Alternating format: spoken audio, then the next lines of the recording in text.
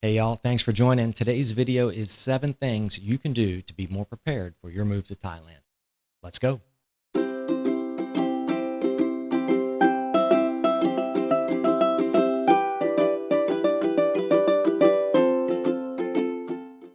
Now, most of these are good tips for any visit to Thailand, but they are geared towards someone who is moving here long term or at least maybe snowbirding 6 months each. Number one on the list, bring cash. And with that, bring large bills. Whatever country you're from, you're going to want to bring the larger denominations. From the United States, you want to be carrying $50 and $100 bills. And the main reason for that is when you do an exchange, the currency exchange houses will give you a lower rate for smaller bills. So you don't want to be carrying fives and tens and 20s when you get here. You want to bring the 50s and hundreds. You also want to make sure that there's absolutely no marks on them. There's no writing on them. There's none of that red ink at the top edge. No discoloration at all. Nothing written on them. No tears, no nicks, and they've got to be clean and crisp. I've even had bills rejected because they were folded once, but they were creased too much. So good, crisp, clean bills are key, and large denominations. All right, so number 2 on the list, credit cards. You want to make sure that you bring at least 2. And that's a good tip for traveling anywhere, right? You want to back up. Anything could happen. You could lose one could get taken. You could forget one in the ATM machine if you're taking money out on your card that way. Or your bank could just cut it off because they're not used to you conducting transactions in Thailand. So bring 2 cards. That way you've got a backup. You know, it used to be that if you were going to travel, go on a foreign trip, you would call your bank up and tell them, hey, I'm going to be out of the country. Here's where I'm going to be traveling. And they would put like a travel notice on your card. And that would reduce the chance of the card getting restricted just because you were traveling. Technology has gotten a lot better. And speaking from a bank experience with a lot of time in credit cards, most large credit card companies don't do that anymore. You don't have to call them. They won't put notes on your accounts. You can. It would never hurt to call up and say, hey, I'm getting ready to travel. I just want to let you know. In the worst case scenario, they're going to say, thanks, but we don't do anything about that anymore. Or that you might find out that, yeah, they'll do that. And it might help you not get restricted. So maybe let your bank know ahead of time, but definitely bring 2 cards when you're coming. Now, if you're moving to Thailand, next on the list, number 3, you are going to spend a lot of money up front. Things that we normally pay for monthly at home are often paid for 6 months or a year in advance here, and they're paid lump sum. So things like insurance, internet, visa fees. If you're gonna go and get a visa yourself, you're gonna have to pay that up front. If you're gonna use an agent, you're gonna have to pay them up front. So lots of large transactions paid early on in bulk, and they can add up. So don't worry first month or 2 about sticking with your budget of, if you've got a budget set and that's what you want to live by, just know that your first couple months getting set up, you're going to have some big expenditures.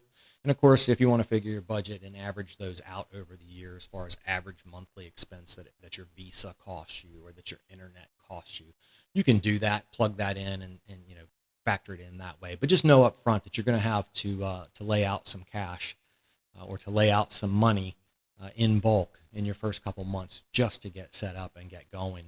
Number 4, something you can do actually before you come or very soon after you get here at the latest, you're going to want to get your phone taken care of. Now, if you want to keep your plan at home, that's going to work.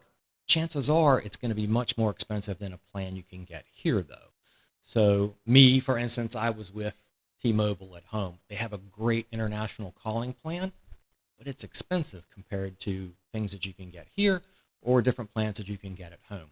You're definitely going to want to keep a home phone number in your home country. And the main reason for that is the 2-factor authentication from your bank. So if you're using that credit card that you brought with you and there's a fraud alert and they restrict your card, most of the banks will send you a text or an email or both very quickly and let you know, hey, we've seen this transaction, is it really you? And if you don't have that home number set up to receive that verification, to receive the text, then you're not going to be able to punch that button and say, yeah, it's me, and keep your card turned on. Or if you go to log into your banking app or to the website, a lot of times they'll pick up that you're at a different IP address, you're in a different country, and they're going to want to verify you. Or a lot of times now these days, you've just got two-factor authentication turned on for so many of the financial apps. Great security protocol, but at times like these, it can get in the way a little bit. Anyway, you're going to want to keep a home phone number. You can do things like download an eSIM for a Thai phone number, or you can download an eSIM and port your home phone number to that. You can also port your number to Google Voice. There are many services out there. So do your research, see what's available where you are. And I know when I went from T-Mobile to the service that I'm using now, I went from $50-$60 a month to $6 a month. So same phone number I had before, and it's 10 times cheaper to do it this way. I still get my texts when I'm on Wi-Fi. I'm still getting my two-factor authentications. All that communication is still coming through, and it's a whole lot cheaper. One more tip on the phone. I mentioned something you're going to want to do very soon after you get here if you don't go with the downloaded eSIM at home before you arrive. Don't buy a SIM card at the airport when you land. You don't need to get on data that quickly. SIM cards at the airport are a huge ripoff. The prices that you're going to pay are outrageous compared to what you can get just outside the airport at the first 7-Eleven you come to, or wherever you end up at the hotel. You're going to find a 7-Eleven or something nearby, an AIS store in one of the malls. Any one of the large service providers here in Thailand, you'll find stores all around the place for it. But for me, the easiest thing was just walk into 7-Eleven and pick up a local SIM card. It's 199 baht for a month. What's that come to, like $6 a month? And it's 15 gig of data, unlimited text, and for $6. But if you go and get a tourist SIM, it's going to give you 15 gig of data, or maybe 30 gig of data for 30 days, and it's going to be like $15 or $20. So don't get the tourist SIM, and definitely don't get a SIM card at the airport. Wait till you get to where you're going, or the first 7-Eleven you pass. Run in there and grab one real quick. They all carry them. Now, there are a few apps that you're going to use pretty much every day here, and you're going to want to get those loaded on your phone. Easy to do it before you come. Go ahead and download Bolt, B-O-L-T, and Grab, G-R-A-B. The Bolt app and the Grab app are like Uber or Lyft. They are your transportation apps here, and they will give you everything you need, from a taxi ride to a motorbike taxi to a vehicle to pickup truck, whatever you need. It'll show you all of the prices for the different vehicles that are available based on where you put in you want to go, and it'll give you the prices that you can compare. And super handy if you're just right next to a taxi or a taxi stand and you want to just take that out of convenience rather than have to wait for someone to come and find you. You can still pop the app open and look and see what a taxi would cost, and then that will help you negotiate the price with the driver and confirm the expense before you get in. You definitely want to know before you get in that taxi what you're going to pay. You don't want to wait till the end to find out. That's a very common scam here in the bigger cities of Thailand, the taxi scams with ripping you off on how much it's going to cost. That's a perfect example. I was sitting waiting for the bus at the Jomtien bus station, going to take it back to Bangkok. And passengers were getting off the arriving bus. And I heard a fellow speak in English trying to negotiate the cost of a taxi to his condo with one of the taxi drivers there at the Jomtien bus station. And I heard them talking about 300, 400 baht. And I popped open the Bolt app and I could see that it was about a not $50. It could see that it was about a 50 baht ride on Bolt, and was able to kind of jump in and save him a little cash by going, hey, this ride should only cost you about 50 baht. If he's telling you he's going to take 400, he's ripping you off. So I'll call a Bolt for you, or the driver can, drop his price. So they ended up negotiating a price for 50 baht, and he was on his way. But it can be super helpful. You definitely want Bolt. You definitely want Grab. Grab will also get you some food, like a DoorDash kind of food delivery you can get using Grab. And talking about food apps, another great one is Food Panda. Same kind of thing as DoorDash, any kind of food delivery, wherever you are, whatever they call it, in your neck of the woods. You go on, look up the restaurant, put the order in. Delivery fees here are super cheap. It's usually 10, 20 baht to get something delivered, so you're talking 30, 60 cents instead of $5 plus a tip at home. Minimum delivery fee here, it's much cheaper. The delivery fees are cheap. tipping isn't really normal in this culture, but it's always nice to tip your driver if they're delivering you food, especially if they're delivering you food because you didn't want to go out in the rain or the heat or something, right? They're out in it, and you're not. So there you go. You definitely want Bolt, Grab, and Food Panda. So item number 6 is a good VPN. Along the lines of those two-factor authentications, one of the nice things about having a VPN is that you can set the country that it's connecting to. So you can log in for me, I'm from Virginia in the United States. So it's handy for me when I hit my VPN to go in and pick a server that's in Northern Virginia so that everything that I get, one, is in English, but also the websites that are seeing me as if I'm in Virginia. And it helps with a lot of that processing. And then there's also the added security that comes from running a VPN and lessening the risk of getting hacked, particularly when you're out traveling. Not so much when you're home in your condo, but if you're out running around or if you're enjoying travel and getting around to different countries or bouncing hotel to hotel for a while. Be careful of those networks, and a VPN will save you a lot of headache. And along those lines, I use Surfshark for my VPN. I'm not sponsored by Surfshark. I know they do sponsor a lot of YouTubers here in Southeast Asia, in Thailand. I'm not sponsored. Surfshark, if you're watching, be happy to have you as a sponsor and be my first one. I've used them for a long time. Super reliable. So many options of servers you can connect to. Great service. I've never had a problem with them. So I'm going to put a link in the description for for Surfshark down below. If you're interested in a VPN, you can go and check out the information and their pricing there. Last on the list, item number 7, you're going to want an international driving permit before you come. They're easier to get at home than they are here. You can get them once you're here, once you have your Thai driver's license and you're all set up here.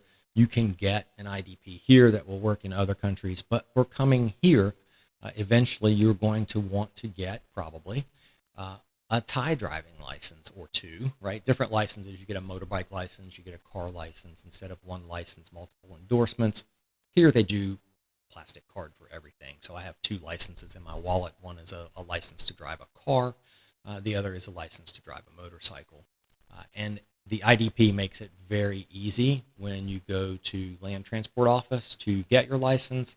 It will help streamline things, and many times it can actually reduce the number of tests that you have to take, and you'll get your license quicker. So super cheap at home, super easy. For me in the U.S., I walked into AAA, hand them $20, take your picture, give you the driving license or the driving permit, and they'll stamp the right spots on the permit based on the endorsements that you have. So if you've got a vehicle license and a motorcycle license, they'll stamp both of those so that when you come over here, they convert automatically pretty much. So it will save you a lot of headaches, save you some time, and probably save you some money if you spend a little bit of time and money at home to get your driving license before you come. Thinking about driving licenses, make sure to check the expiration date on your home country or home state driving license before you come over. And if it's within a year or 2 and you're not planning on going back very often, go to your motor vehicle department, DMV, BMV, whatever you call it, where you're from, and see about getting a renewal before you come so that you're on a fresh license that's good for several years, because you don't want that to expire until you get your license here. And especially if you plan on going home in a year or 2, you go home and your license there is expired, then you got all kinds of headaches. But just another good tip, if you're coming over, make sure that your home license has been renewed and is good for a couple years. So running back down the list, quick summary for you, 7 things that you can do to be more prepared for your move to Thailand. 1, bring cash, clean cash, big bills. 2, bring 2 credit cards. 3, on that clean cash, bring a good bit of it to help you get set up, because you are going to have some large one-time, once-a-year expenses that you're going to encounter in your first month or 2 just to get yourself set up. And you can deposit that into your bank account once you get going here. But you're going to need a pretty good quantity of cash when you come over. And the other thing that's going to eliminate is getting your bank set up here, trying to make a transfer from home, doing that account validation, verification back and forth. They'll put deposit in, take deposit out. You've got to log back in. If you've got cash when you go get your bank account set up here locally, you just deposit that American cash or your home currency cash into that account. They'll do the currency conversion. You'll get a good rate, and you'll have money in your account to pay all the other expenses with that you're going to run into. Number 4 is phone. Definitely keep a home phone number, so get that taken care of before you come over. Decide how you're going to make that work for yourself based on where you're from and your needs, but make sure you've got a home country phone number. It's just going to make life a lot easier here. If you decide later on you don't need it, it's easy to cut off, but once you're here, it's very difficult to set one up back at home without going back. A couple apps you're going to need on your phone: Bolt, Grab, and Food Panda will get you through everything you need, from transportation to food on bad weather days, or just if you feel like you don't want to go out. A VPN, great for internet security, securing all of your financial accounts that you're logging into, preventing viruses, just making sure you don't get hacked. Get that extra layer of security, invest in a good VPN, and then an international driving permit before you come over. Bring that with you. You'll be a whole lot better off. And like I said, it'll save you time and money when you go to get your licenses here. So if you've gotten any value out of this, go ahead and hit that like and subscribe button down below so that you're notified when my videos come out. I do real estate videos on Fridays, and those are designed to give you an idea of the cost of living here, see what condos cost, see what sizes they come in, how much they are, where you could live, and help you plan for your budgeting. And then on Mondays, you'll get videos like this and other that are more just about, tips and tricks for living in Thailand, things I'm going through, things I'm seeing, just life in Thailand as I see it and as I experience it. So Mondays and Fridays, you can look for videos on a pretty regular basis here. Also, as you can see, the podcast equipment is in, and hopefully I'll be rolling out podcasts soon. So we'll see how this sounds, and still tinkering with the setup, but I've got 5 or 6 folks lined up already that I think you are going to enjoy hearing from. They're all folks who have moved here to Thailand like you have or like you're thinking about, and it'll be a way to give you a different perspective than what you get from me. You'll get to hear their experiences. We're going to talk about things that they are glad they did, things that they wish they had done, mistakes they made, kind of lessons learned from getting here. But you'll get to see a different face than mine. You'll get to hear different opinions and different perspectives than mine. And so coming soon. Anyway, thanks for watching. I'll see you in the next one.